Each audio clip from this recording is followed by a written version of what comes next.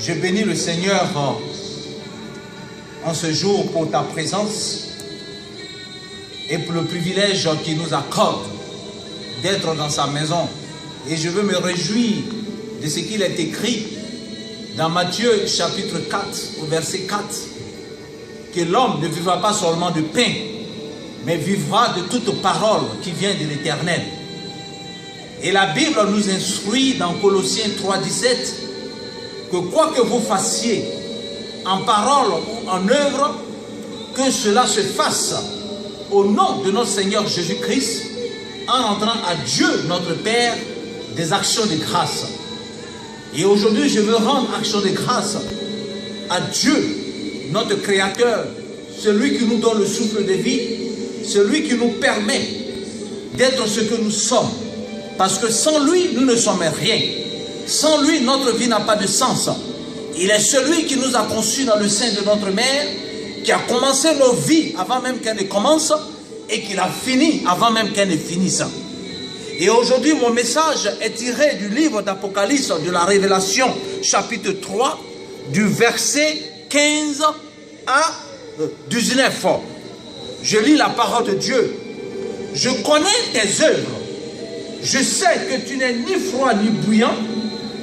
Puisses-tu être froid ou bouillant, parce que tu es tiède, parce que tu es froid ou bouillant, ainsi parce que tu es tiède et que tu n'es ni froid ni bouillant, je te vomirai de ma bouche.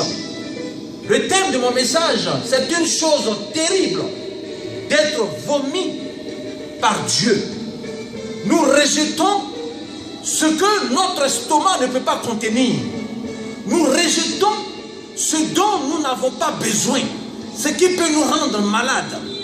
Et voilà que le Seigneur déclare par sa parole, parce que tu n'es ni froid ni bouillant, je te vomirai de ma bouche. Pourquoi est-ce que Dieu qui nous aime tant, pourquoi est-ce que Dieu qui est rempli d'amour doit nous vomir de sa bouche? Parce que nous ne sommes ni froids ni bouillants. Il dit, je connais tes œuvres. Oui, je connais ta gentillesse. Je connais ton amour, je connais ta constance, je connais ta bonté. Je sais que tu tends ta dîme, ton offrande.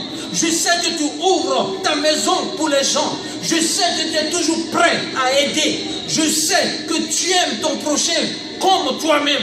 Je sais que tu es toujours prêt à rendre service. Je sais que c'est toi qui ouvres le temple. Je sais que c'est toi qui balaie le temple. Je sais que c'est toi qui es toujours en train de préparer pour donner à manger à ton frère, à ta soeur. Tu fais de bonnes œuvres, mais ces œuvres-là ne peuvent pas te sauver. Et voilà pourquoi le Seigneur déclare, et il s'adresse à toi. Il s'adresse à son église. Il dit, je connais tes œuvres, mais ce que j'ai contre toi, parce que tu n'es ni froid ni bouillant, je te vomirai de ma bouche. Aujourd'hui, nous vivons des temps difficiles. Et la responsabilité du chrétien, la responsabilité de l'église, c'est de comprendre la volonté de Dieu. La volonté de Dieu, c'est la mission qu'il nous a donnée. Lorsque Dieu nous a appelés à son église, il nous a donné le pouvoir et l'autorité. Il a donné l'ordre aux apôtres de recevoir une puissance et d'aller partout dans le monde et de prêcher la bonne nouvelle. Tant que nous ne sommes pas en train d'annoncer l'évangile, nous ne sommes pas en train de témoigner de Jésus-Christ, de parler de ses bienfaits, de parler de sa mort, de parler de sa résurrection et de son retour, il nous vomira de sa bouche.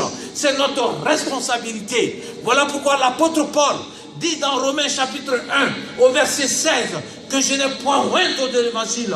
Je n'ai point honte de l'évangile. C'est une puissance pour le salut de quiconque croit encore et de quiconque croit en moi et ensuite pour le juif. Mon frère, ma soeur, tu dois comprendre aujourd'hui que tu ne peux pas être un obstacle de l'évangile. Malgré tes bonnes œuvres, malgré ton fidèle service, malgré ta constance. Mais si tu as honte de parler de Jésus, si tu n'es pas capable d'annoncer l'évangile à un frère ou à une soeur, dans ton travail, autour de toi, dans ta maison, à tes enfants, à ta famille, le Seigneur te vomira de ta bouche. Et Dieu nous interpelle dans ces temps difficiles. Il interpelle son Église. Il interpelle chacun de nous à comprendre que c'est à l'Église qu'il a donné le pouvoir et l'autorité d'aller partout dans le monde et de prêcher la bonne nouvelle. Voilà pourquoi nous devons faire de l'Évangile une priorité. Nous ne pouvons pas recevoir notre salut et être un obstacle. Dès l'instant où tu as honte de parler de Jésus-Christ, de parler de la parole de Dieu, c'est que tu seras vomi de la bouche de l'Éternel. Oui, alléluia. Ce ne sont pas tes œuvres, ce n'est pas ta richesse, ce n'est pas ton argent, ce ne sont pas tes maisons, ce n'est pas ta belle voiture, ce n'est pas ta belle cravate ou ta belle paire de chaussures ou les moyens que tu as. Mais ce que Dieu a de plus grand pour toi, c'est que tu puisses parler de lui. Parce que si tu crois que tu es sauvé, n'aie pas honte de parler de Jésus-Christ. Quelle est la dernière fois où tu as annoncé l'évangile à quelqu'un? Quelle est la dernière fois où tu as mené même tes enfants, ta famille, tes cousins, tes frères, tes amis au Seigneur? Il dit parce que tu n'es ni froid, ni chaud, je te vomirai de la bouche. Et c'est la responsabilité de l'Église. C'est la responsabilité du chrétien de parler de Jésus-Christ, de faire connaître le Seigneur dans le monde, parce qu'il nous a donné cette autorité, il nous a donné ce pouvoir. Et aujourd'hui, beaucoup de personnes ne sont pas bénies. Beaucoup de personnes sont à la recherche des solutions à leurs problèmes. Mais la solution est que le jour où tu commenceras à parler de Jésus-Christ, tu verras sa gloire. Oui, tant que tu ne te préoccupes pas des affaires de Dieu, à annoncer le Seigneur, tu ne verras pas ta gloire.